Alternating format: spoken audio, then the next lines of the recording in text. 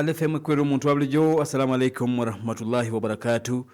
Atuwuliriza wonna woli webale nnyo webale ddala inzo omukugulu kungunu okubuuzaako natima kyagala lunaku lwaleero ziri mwenda zokka zimaze okuyita ku ssaawa 4 tugenda okutambula ffenna paka ssaawa zigenda kubeera 6 essaawa 2:02 MTN eteekamu ssente ogenda kuba otegeera tuli mu ddwaniro update ku update kwezo ze tugenda maaso n'okuba nti tufuna tukuwa bye tulaba bye tulengera bye tukuwa otagenda kusanga walala munnange tugenda kubulya nti America omusajja amuli bubi tubaye tukubulya nti omwira naye omusajja amuli bubi kasavu kanyama okitegedde kale webale nnyo kuba nti otaddeko nawoli ekibuga ekikulu eky'eggwanga Kampala utusinza okuba nti munnaffe tukuweereza Embassy ya America endala ekubiddwa Trump ayina plani ey'okubiri ku Iran bayina plani ey'okubiri kyokka waliwo olulumba lwa America olulala olujja bagamba tugenda kubeera massive Iran egamba nti etegeka wave namba 17 abairani batandisa akakodyo emizinga nti batandise na mitono kati batandise okusindika giri eminene ddala egitakwatibwa kitegeera enteekateeka ez'okulonda Khamenei ez'okulonda Ayatollah omujja zigenda maaso essaawa yonna Israel eyogedde bwetegedde nti essaawa yonna Iran egenda kulangirira new supreme leader n'ebirala bingi tubirina bwe buli nnyo kuba nti otaddeko kulera omuntu wa bulijjo osooka n'okukkiriza ne twejjukanya bwe tumala okwejjukanya ne tusimbula bwe bwali bwe buti mu inside story Barwali bweruti mu the inside story wabale nnyo munafaali wonna woli nga otugobera zile ennaku z'omwezi 4 mwezi gwa 3 March mwaka gwa 2026 olwali olunaku lwa 64 olw'omwaka kitegeeza nti omwaka gwine ennaku 302 zokka bwe gutyo gujja kgenda maaso n'okuba nti munnange guggwako kakati tujjukira abalombe abagenda maaso n'okulabika nti bafiira mu kirombe wali mu kitundu ekiyitibwa Zasiadiko mu kitundu eky'eggwanga lya Ukraine kibayita Donetsk mwaka gwali gwa 2015 kitegeeza nti olunaku olwaliwo gy'emyaka 11 egimaze okulabika nti giyitawo nga balombe gaasi yagenda maaso n'okuba nti ayabikira wansi gye baali okakkana nga 34 bafudde ekitundu kya Donetsk 2015 mu biseera ebyo kyali wansi wa Ukraine kyokka tugenza okutuuka olunaku olwali nga wayise emyaka 11 nga kimu ku bitundu mu kaseera kano ebyagendedde maaso n'okuba nti biwambibwa abasajja abayitibwa abarasha mu lutalo lw'emyaka 4 lwe bamazeemu ne Ukraine bwe bwali bwe buti mu inside story we report in depth. New video today from Israel's military claims to show. You tell us your side of the story. Hamas has underground tunnels and basements, but they sure know how to torture. FM News and You World. Behind every statement, there is a bigger story. Get the bigger and real story.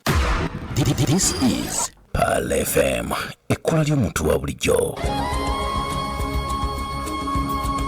Tutandise akadde kano kennyini wabale nnyo okuba nti otuliza n'okutugoberera embeera nga bwegenda maaso n'okuba nti etambula lutalo wakati w'eggwanga eritibwa erya Iran versus America, Iran versus eggwanga eriyitibwa erya Isirayiri n'amawanga amalala wabula mu mawanga amalala katusooke tutereze statement eno Iran tali mu kkuba Qatar, Iran tali mu kkuba ggwanga lya UAE, Iran takuba Saudi Arabia, Iran ali mu kkuba interests za America mu mawanga ago ndowooza osobola okukitegeera Iran ali mu kkuba interests eza America eziri mu mawanga ago Abairani kasaba wunyiriza nti wano waliwo mu America wano waliwo headquarter wano waliwo base eno hoteli ya America nga bakubaawo kyekyo n'olwekyo olutalo luno Iran tali mu kulwana n'amawanga g'Abarabu wabula ali mu kuba interests z'Amerika mu mawanga ag'Abarabu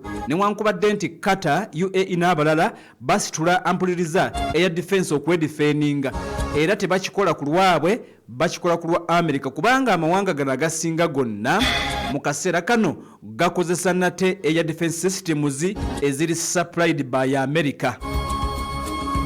Embeera bwetyo bwetambula. Ogenda kukkiriza tutandikira wano wennyini okusinziira no ku mawulire amavanyuma katandikire wano.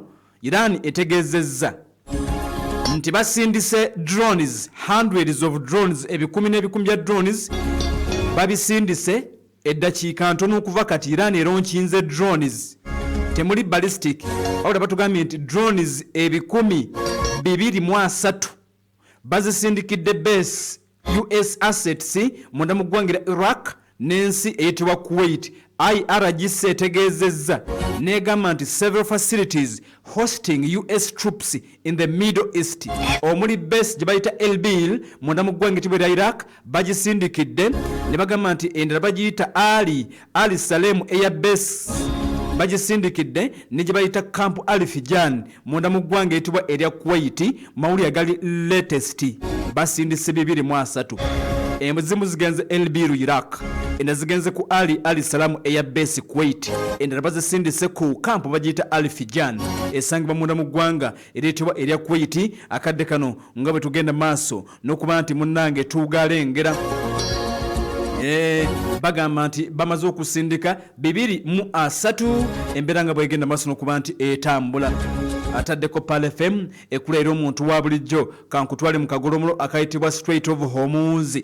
Kagolomolo nabagambye nti amafuta g'ensi yonna gasinga kuyita wano era gasuubirwa okuba nti gagenda kulinnya ebbeeyi. Essaawa erina okuva kati si mu Middle East, si mu America, si mu Israel wokka, wabula okwetoloola ensi yonna ng'otaddeko ne Uganda. Kale n'amawulire agavaayo amagye agayitibwa IRGC, the Islamic Revolutionary Guards Corps Navy ag'empingo oba g'oku mazzi baba tubategeezezza nga bwe bakyalina complete control eya Strait of Hormuz. Statement efulumiziddwa IRGC bagambye nti akadde kano balina complete control of the Strait of the Hormuz. Bagamba nti wali kigenda kusala bagaddewo kyawedde dda. Akawungeza akayise omukulembeze gw'eggwanga America Donald Trump bw'ati ategeezezza n'agamba nti America ekirowoozaako tebannaba kukisalawo oluvannyuma okukitegeera nti akagolomolo akayitibwa Strait of Hormuz amawanga naddala ag'Abawarabu agasinga amafuta gaabwe gayitaawo. Kati Iran wakati mugenda maaso n'oleka nti ebintu abitabula yasibyewo tokkirizibwa kuyitawo, era ng'amagye ga IRGC gategeeza nti buli lyatu lyonna erigenda okuyitawo bagenda kulisabula. Kaakati olunaku oluyise Donald Trump mukulembeze wa ggwanga lya America yategeeza nti bakirowoozaako. Yes, America ekirowoozaako baagala nti oba oliawo basindike bakomando ab'oku mazzi bawerekere amaato gonna agagenda okuyita wano. Trump agamba nti tebayinza kukkiriza Iran kujooga nsi nti atuuka okuggala nate ruutu eno eyitamu amafuta ag'ensi yonna.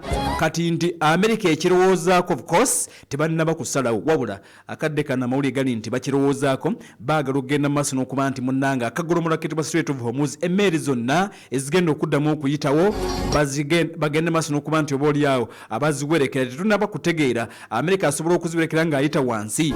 America asobola okuziwerekera ng'ayita mu bbanga kubanga obusobozi abuyina.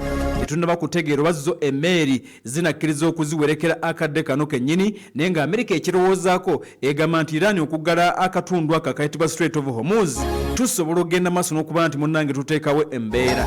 Kati embeera bw'etyo bw'eri, banaggalawo oba nedda? Embeera bw'etyo bw'eri. Trump agamba okuggalawo bagaddewo. Trump agamba nti tugenda gawerekera, bakirowoozaako. Islamic Revolutionary Guards Corps IRGC Navy bagambye nti bali mu complete control. Yes, complete control ey'ekitundu ekyo kyonna, tewali yadde asobola okuyisaawo eryato akadde kano. Embeera nga bw'etambula ne tutuuka ku Supreme Leader omujja mawulire agava mu ggwanga eyitibwa erya Iran gategeezezza nti essaawa yonna bayinza okugenda maaso n'okuba nti balangirira omukulembeze omujja ow'eggwanga erya Iran ow'okuntiko Supreme Leader, era nga Assembly of Experts bafunyemu okutaataaganyizibwa. Ekimu ku bizimbe kyali kikozesebwa Paalamenti y'eggwanga etibwa erya Iran gye buvuddeko, wabula ne bagivaamu. Kakati Assembly of Experts babadde bagenda maaso n'okuba nti batuula mpuliriza mu kizimbe ekyo. Kakati ku lunaku olwa Monday kyagenze maaso n'okuba nti kyabadde targeted, kyakubiddwa, era nga tebaatubuliddwa obanga waliwo bammemba aba Assembly of Experts babadde bakuŋŋaanye wakati mu nteekateeka ez'okulonda Ayatollah Ali Khamenei.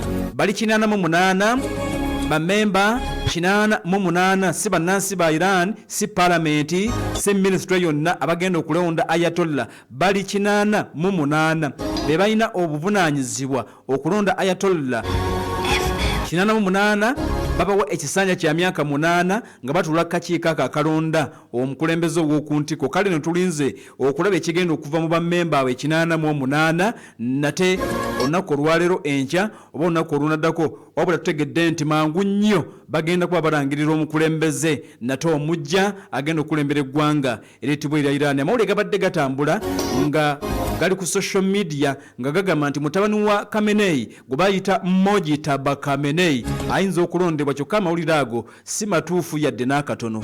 Bw'anaaba alondeddwa tunaaba tukubuulira, era abamu babadde batandise okugatambuza ku social media kubanga eyo tebasunsula nga bagamba nti mutabani wa Khamenei gwe bayita Mojtaba yamaze dde okuba nti alondebwa, naye si matuufu. Iran tennaba kulonda supreme leader wabula basuubiddwa okuba nti bagenda kuba balangirira essaawa yonna. Kaakati nno ku nsonga y'emu ey'okufuna omukulembeze ow'okuntiko, minisita ow'ensonga za defense munda mu ggwanga erya Israel bamuyita Israel Katz ategeezezza n'agamba nti Abaisirayiri balindidde mu koona.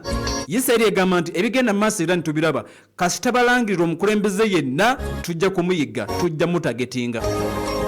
Israel egamba nti ffe tulinze kimu, mutusongere nti ono yoono tugenda kubatu. Abaisirayiri bagamba ffe gwe balonda nga tumuyigga, gwe balonda nga tumuyigga. Tewali kulinza kulala kwonna, yenna gwe bagenda okulonda ffe nga tumuyigga.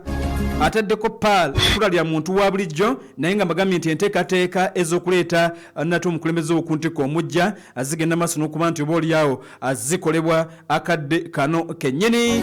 Ataddeko ekkula ery'omuntu wa bulijjo. Abairani in fact bamaze okusindika weevu namba 17. Kakati bw'owulira ekigambo wave, emizinga gino bagiteekerateekera mu kye bayita waves. Nti wave esooka tusindisa emizinga 10 ne drones. Kakati drones zibanga mperekeze. Iran nga bayita mu gye lyabwe erya IRGC balina amagye ag'eggwanga kituufu. Amagye g'eggwanga kye bayita Iranian Army weegali, ne mu bino ebigenda maaso tegali nnyo involved. Oba olyawo galinze ku ttaka, singa Omumerika n'Omuisirayiri basalawo okugenda ku ttaka, awo kusinga bajja kusanga magye aga Iran, awo bajja kusanga UPDF. Kakati essaawa eno biri mu SFC eya Iran gye bayita IRGC bakambwe be bali mu kunyugunya. Kakati balangiridde nti weevu namba 17 emaze okusindikibwa. Bakakola waves okuva ku esooka paka ku 17, eyo 17 yino bakagisindika erumbye. Weevu namba 17 bagambye nti erimu ballistic missiles 40 yeyaabwe 17 bagyolekeza US targets kosa munda mu ggwanga erya Isirayiri. Abairani basindise weevu eyo 17 wakati mu lutalo lubagenda maaso n'okeka nti oba olyawo batuuma Operation True Promise Part 4 nga bwe lutambula. Kakati omanyi Iran alina bwaluyita, Israel alina bwaluyita, n'eggwanga ery'ettibwa erya Amerika buli omu yalutuuma erinnya.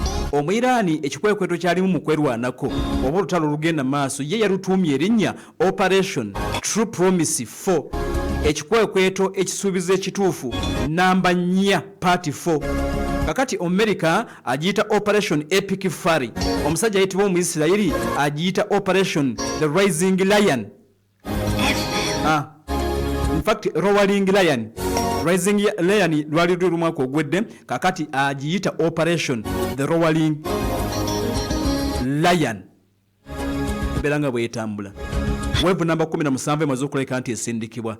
Abasajja bayitibwa Abairan tebannaba kugooka yadde omulundi ogumu n'akatono, basigadde bakyalina obusobozi obugenda maaso n'okulabika nti bunyugunya nate ebikompolo by'omutawaana nga byolekera eggwanga erya Israel kosa assets ez'omu Amerika wakati mu kitundu ekya Middle East nga bwe bitambula. Iran weevu namba 17 esindikiddwa, naawo tulinde alizati alizati zigenda kujja nga sindava ku mpewo alizati okujja bagenda tugamba nti Kata ina byekutte Jordan ina byekutte guno guyiseewo Isiraeli guno guyiseewo gukubye Beersheba gukubye Haifa oba bagukutte mu wangula w'ekibuga ekiyitibwa Yeruzalemi bakwatidde Tel Aviv n'ebirala tulinda alizati wabula nga wave namba 17 ey'emizinga gya IRGC yine emaze okusituka ku ttaka ly'omu Iran bagitadde kati CENTCOM mu America CENTCOM kyekitebe ekyamagye oba komandi ya America etwala Middle East nga mwemuli n'eggwanga erya Iran bafulumiza alipoota ne bagamba nti mu lutalo olugenda mu maaso CENTCOM mu America yayogera kaakati bagambye nti mu lutalo olugenda mu maaso akadde kano kennyini abasajja ba America mu Operation Epic Fury gye balimu nga bafaafaagana n'omu Iran bagambye nti balina abaserikale emitwalo 5 abali mu kikwekweto kino Operation Epic Fury America erinamu abaserikale emitwalo 5 America eri mu kukozesa fighter jets 200 mu Operation Epic Fury era mulimu ekyombo kya USS Abraham Lincoln tebannakikuba bannange tebannaba kukikuba kyekyali kiramu USS Abraham Lincoln mweri America erinamu USS Gerald R. Ford mweri aircraft carriers 2 nti ziri actively launching strikes against Iran kikwekweto era komandi eno ya CENTCOM etugambye nti mu kikwekweto ekigenda maaso balinamu B2 bomba mweri egenda maaso n'oweka nti ekola emirimu mulimu B1B Lancers ezo zampulizanyo za mutawaana America etugambye nti era balinamu bomba endala bagiyita B52H strike package